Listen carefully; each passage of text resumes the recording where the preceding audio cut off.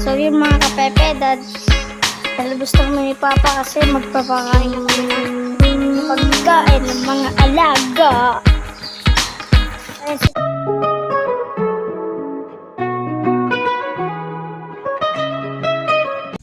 One, two, three, 1, 2, 3, 1, 2, 3, go!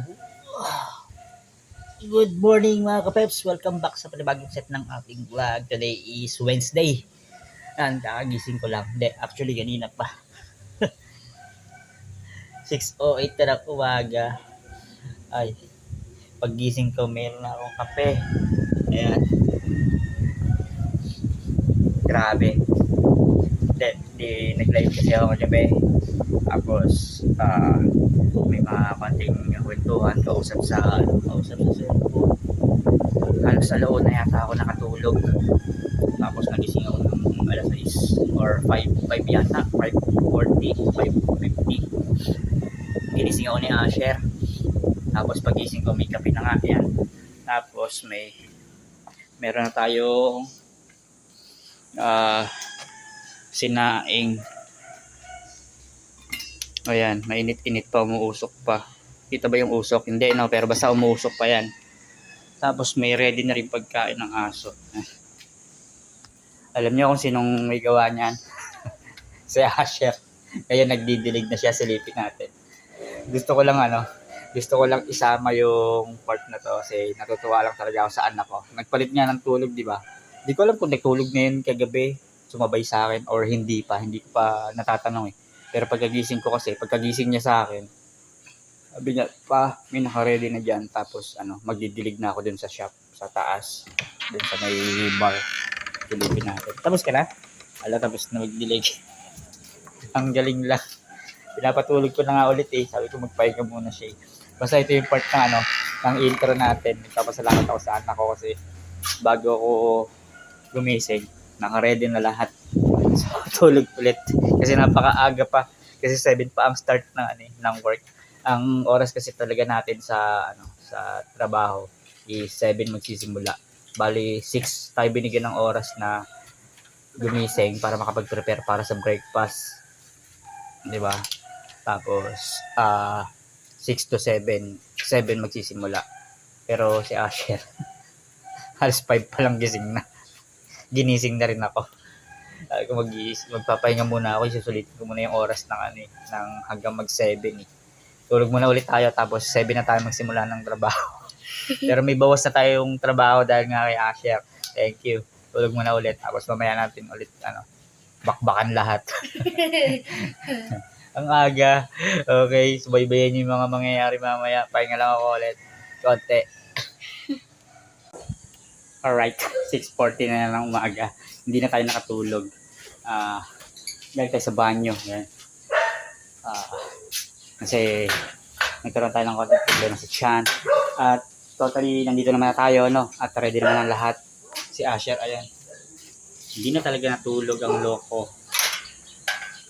Pero mamaya papatulugin ko, baka magka-problema kasi sa mental, di ba? Kasi nga, syempre, nagpalit ng tulog.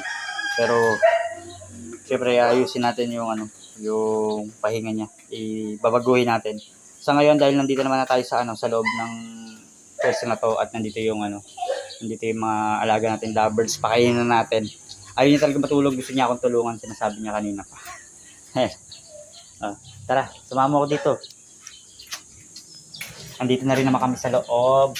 Nakapagdilig na siya kanina pa. Dapat 7 pa ang umpisa ng work. Pero dahil maaga pa, gusto niya akong tulungan. Mamaya papatulugin ko na siya. Gusto niya talaga akong matulungan. Ay, sulitin natin yung pagkakataon. Ayan. Paano ba ito pa?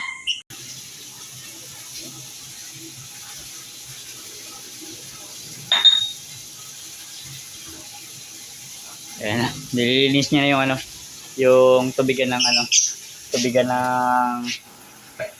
lovebird. Tapos tayo ay magpapakain na. Kunin natin yung mga gamit. Dati natatakot ako dito eh. Takot ako sa mga yung parang mga tuka, kagat ng aso, basta yung maduguan. Yung kahit may kaprasong tusok. Pero ngayon sanay na tayo. Ayun sila. Alright. Pakainin lang natin. Ito na. Nire-ready ko naman na. Hirap. Ayan. Nalinis niya na. May tubig na. nanuno ka? Hindi. Tandahan. Ah, Sara.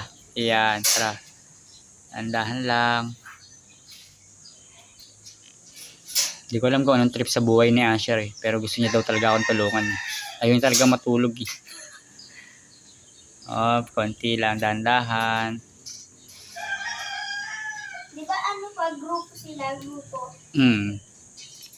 Grupo sila.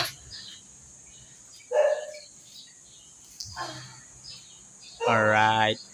Tapos, pakain na. Or, kuha na ng pagkain. Bubuksan yan. Tapos, ano lang, konting taka lang. Hindi, dagdagan mo pa. Yan. Alright. Okay. Ayan naman eh mga pinagdumihan pero lilinisin natin yan. Dito naman sa bandang to malinis naman na. Nasasama natin sa ano yan, sa daily na hindi natin pinapakita sa video. Okay na lahat? Yes. Oh, dahan-dahan ilagay doon.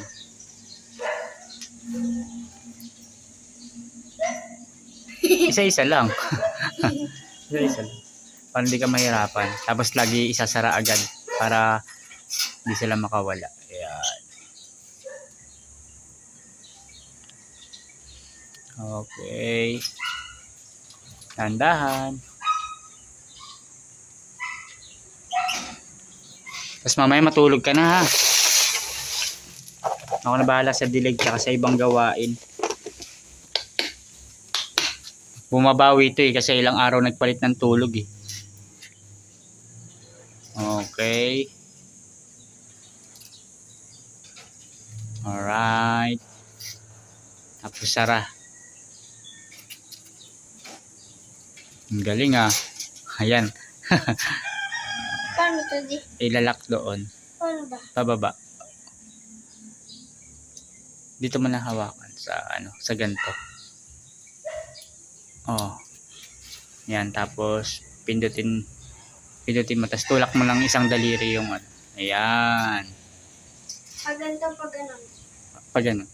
Ganito. Wala, hindi na shoot. Naku. Nahirapan siya. si Papa na.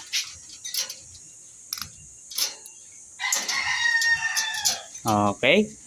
No, next na tayo sa saan na tayo? Aso. Tsaka isda. Isda. At Sa manok. sa manok. Okay, di na kami. Ang agang tumawag ng mami niya, pinapagalitan na siya. Ako wala akong magawa eh. Sinasabihan ko rin naman, kaso talagang wala siya magawa sa gabi. Nagsi-cellphone dahil nga isa lang yung gamit namin cellphone. Talagang palitan. Ay, ang galing ah. Pinagtimpla niya ulit ako ng kape kasi kanina, yung bago ko magising, di ba may timpla.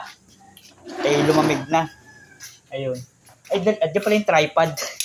Cellphone lang hawak lang natin. Ayan, magkakape lang ako saglit at maaga pa naman. Tapos, katulong ko naman siya, mapapabilis yung yung trabaho. Magtutulungan na kami sa dilig siguro, anak, no? Pawis na pawis. Yun pa lang ginagawa, pawis ka na. Ayun. Nakabili kami ng deserve niya naman siguro lahat ng mga nabibili ko or yung mga nire-request niya. Nagpabili siya ng pusit. Na adobo natin yung pusit. Nakabili kami kaso medyo mahal talaga dito kasi nga wala tayo sa mga tabing dagat at nasaan tayo, tabing bundok. May dito yung mga nagdadaan na nagbebenta ng mga gulay, mga nakasasakyan. Tapos pumupunta-punta sila sa mga compound. Ayan. May mga isda, gulay, mga prutas, yung ganun. Hindi lang tayo makabili ng mga ganun kasi hindi naman ganun kalaki pera natin. Kumbaga pang pang ulam-ulam lang talaga ang meron tayo. Siyempre, hindi naman pwedeng puro sardinas or mga dilata yung yung uulamin natin. Meron tayo dito mga naka-imbak. Pero pag na lang yan, paggipit or pagdulot na yung yung araw na wala talaga tayo, no. So, kape lang tapos punta na kami sa may hardin para makapagpakain ng mga alaga at makapag-leg din. yung mga extra na gagawin na natin, di ba? Sa ano na yon, sa 9 to 11. Hindi ko alam kung makakapagpahinga tayo mamaya at dire-diretso na yung ano. Uy, grabe oh. Ni-ready na. Ayan. Kasi yung takip nasa ilalim. Ayan ang takip. Ito pa na yung takip. Ayan yung pinakatakip. Ito Tapos sa ibabaw ano, niyan, ito yung, sa, yung ano, pagkain ng isda. Ayan. ito sa manok. Ayan yung sa manok. 2 takal. Ayan, ganyan. Naubos nila yun. Isang buong araw. Ay, tag-isang takal sila. Yes, tag-isang takal sila. So, ayan. Konting kape lang tapos ready na tayo. Napakaaga pa. Antok pa ako pero ano, ay, nakapagkape na parang baka hindi na ako makatulog mamaya. Or hindi na rin naman makakatulog kasi dire-diretso na ang ano natin, ang trabaho. So, yung mga kapepe, lalabas na kami ni Papa kasi magpapakain na kami ng pagkain ng mga alaga. Ayan si Papa, sinara yung pinto.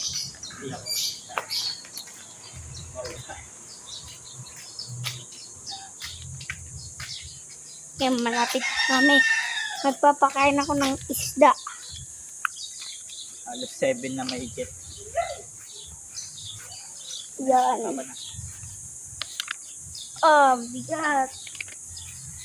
Yan. Ready na lahat ng pagkain ng mga alaga namin. Ayan, pakain lang kami. Medyo tumatahol yung aso kaya ikakat muna natin. Or ilalayo na lang siguro natin. Ayan, dito tayo.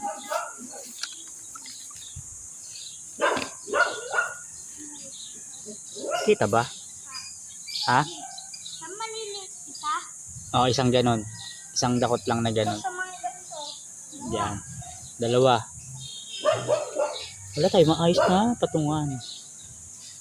Na naman. Ayan. Hindi pala kita pati yung ano, yung kabila.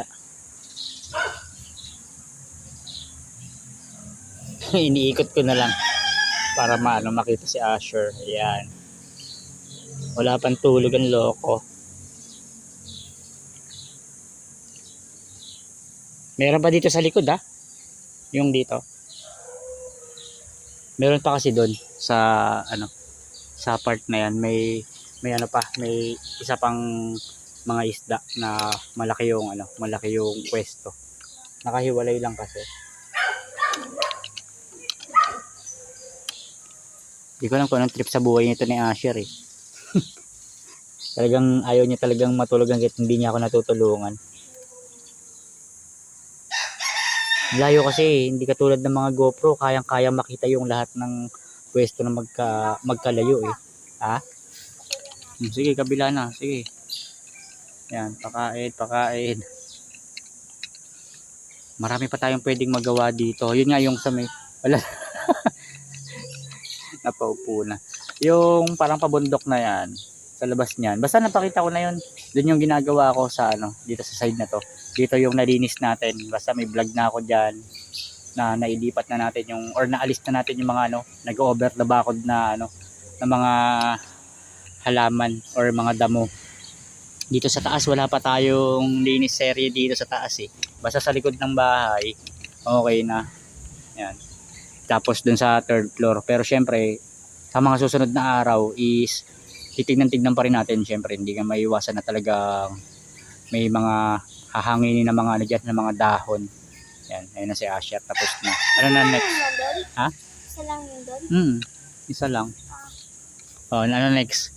Bahala ka matuka dyan. Ayan. Ready naman na lahat. Ano ba yung sasabihin ko? Nakalimutan ko na. Ayan, susunod pupuntahan ulit natin yung 3rd para ma-check. Para malinis ulit or mawalis-walis, di ba? Nalinis naman na natin yan. Yung likod nalinis natin. Pero sa mga susunod, sisilipin din natin. Ayan. Yung dito. Mahaba-haba yung project dito sa part na to. May nalinis na ako kahapon din. Silipin nga natin saglit. Basta may vlog ako na yung tinapos ko yung ano, yung dulo.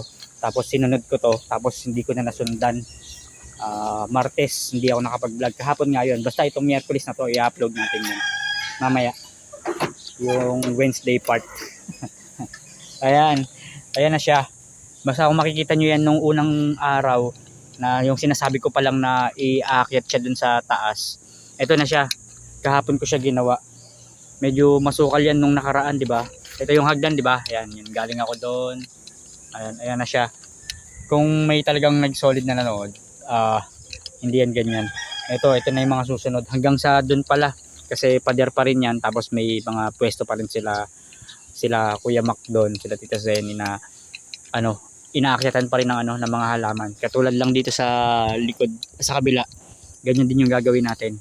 Utay-utayin natin na ano, matanggal. Diba? Hindi siya madali pero hindi lang natin ano, kailangan i-solid. Siguro pa kapra-kapraso at matatapos din yan. Ito may mga kasama kasing ano, yung mga lupa. Ayan. Kaya ang hirap kalay-kayin. Ayan, nandiyan din yung ibang mga basura na galing daw sa ano, galing sa iba-ibang bahay na dito na lang naitatapon. So, yun, tara, Asher. Hinihintay na pala ako at magpapakain siya ng ano, ng manok. Ilan sa manok? Ha? Sa manok. 2 puno. And salamat sa anak ko at nandyan. Paano na lang kaya pag wala yan? Ang mga nakaraan, pinayagan ko lang matulog kasi talagang nagpapalit ng tulog eh. Ako lang talaga yung gumagalaw. Pero ayoko rin naman kasing i-push siya na tulungan ako dito dahil trabaho talaga natin to. Kasi lalo na lang pag wala sila, ako lang at ako talaga yung pwedeng mag-asikaso dito, no. Eh, hindi siya makapag ano, baka tukain siya. Tulungan na natin.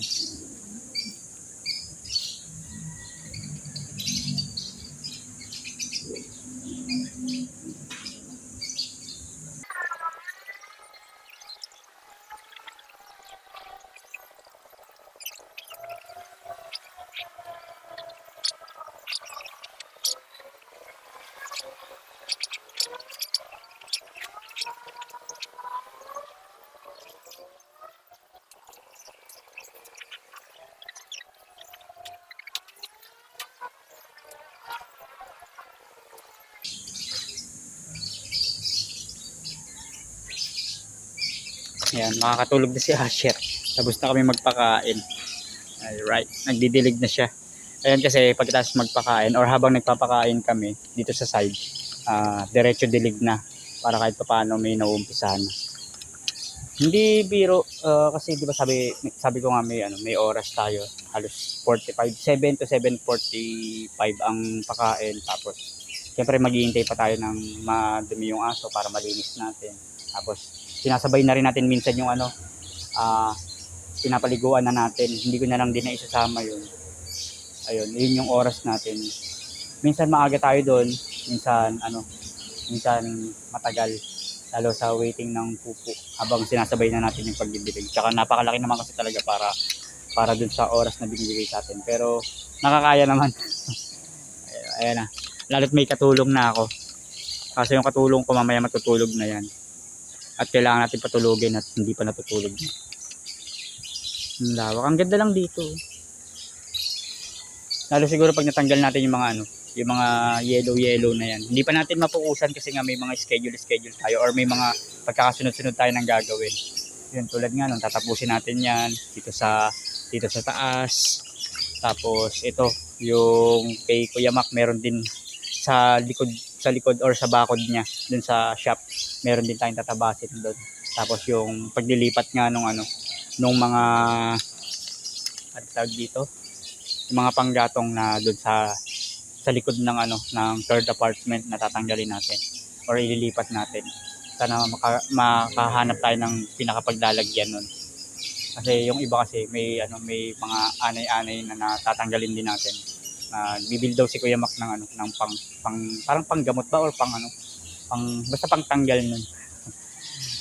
Ay, ang sarap ng sikat ng araw. Habang nagdidilig or nagpapakain tayo, nagdidilig si Asher at nagpapakain tayo. Magsabay na tayo ng dilig. Ito yung daily na ginagawa natin. Sama na rin natin to kasi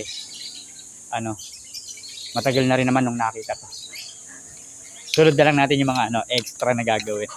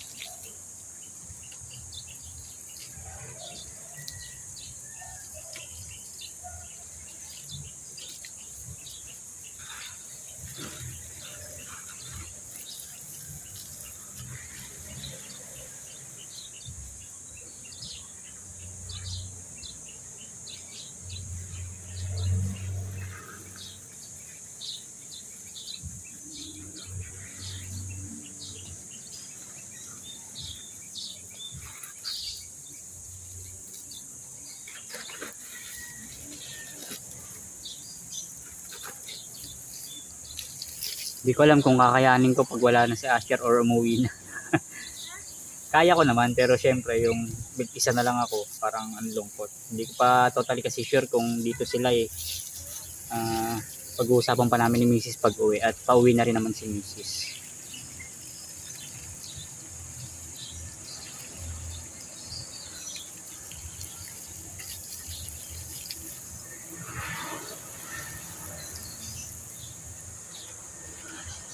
Yan.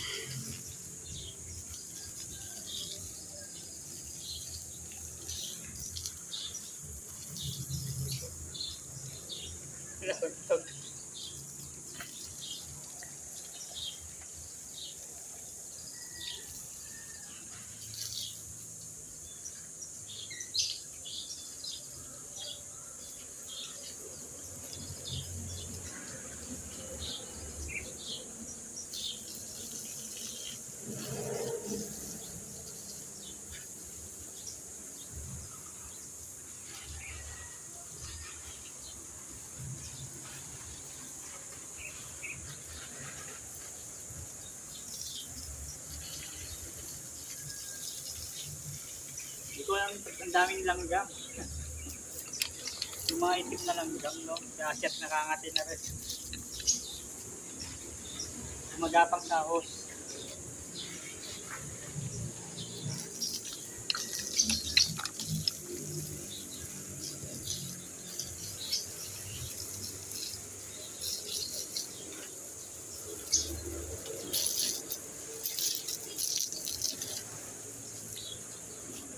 Basa. Basa. Nabasa unti. Yung cellphone? Oh, yun naman, yung pangalawa. Ayun. Kasi yung host niligay niya doon kasi hindi naman yung halaman yung pinakadidiligan, sabi ni Kuya Mac, yung pinakalupa ng ano. Siyempre alam naman na natin yun. Binabasa lang natin para maganda lang tignan. Okay? Binabad niya kasi yung ano, yung ano, yung host, yung ano, yung lupa binabaran. As dito na sa kabila. Okay? Nilipat niya na. Okay, hawakan mo na to, nak. Nangatin na siya. Okay. Ako naman. Alright, dito na tayo.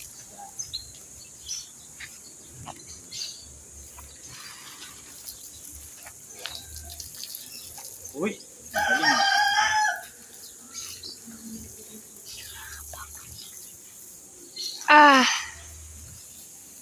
Basahin mo nga di.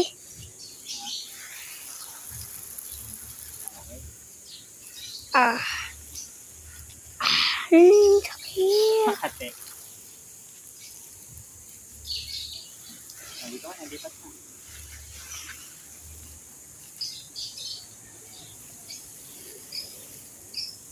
Susunod, ano, grass cutter na. Ay, grass cutting. Sunod na itong dilig. Tapos, sa mga susunod na araw, ano na, tanggalin natin to or bawasan na natin kasi medyo makapal na. Pakita mo sa kanila na medyo makapal na yan. Yan. Kasama rin nga pala sa ano natin yan, sa schedule. Yan. Ano na din, lalo na dun, oh. Siya. Dun. Pinagtuturo mo yung cellphone.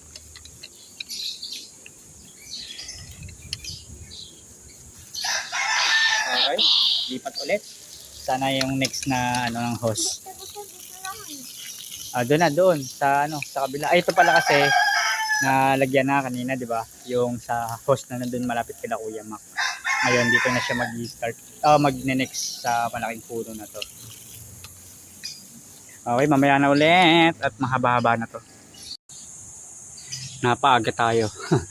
Sana ano ma-edit natin to after nitong ano itong dilig. At sobrang aga pa, 7:39. Ayan, nakapag-ready na kami ng lahat ng mga gagawin. Ito, nag-uumpisa na magdilig. Or hindi pa na nag-uumpisa, halos patapos na magdilig. Ayun, nadumi na yung aso, no? Linisin lang natin.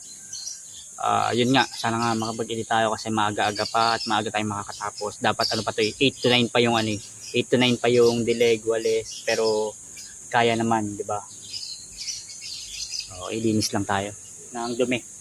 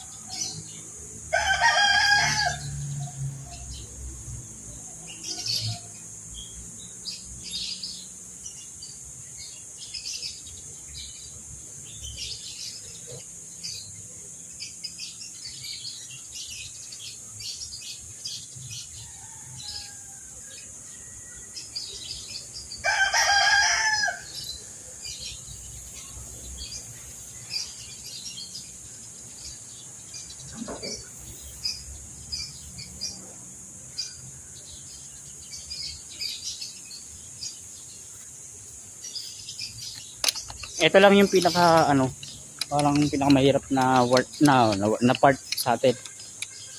Kasi dito natin siya lagi nilalagay sa likod tapos lilinisin natin. Siguro hanapan na lang natin ng ng pwedeng pagtapunan yung poops ng aso, no? Or doon na lang sa taas para masama sa sunog or sa siga. Ito kasi, di ba yan, yung mga natanggal ko, yung sinabi kong iakyat dito. Nasigaan ko siya kahapon, yun nga hindi ko nasisama sa vlog. Medyo nakakapagod lang. Ayan na. Nalusaw na lahat. Ayan, dyan natin lagay. Hindi na doon kasi nalagay doon tapos hakutin natin. Ay talaga naman. Balik na tayo.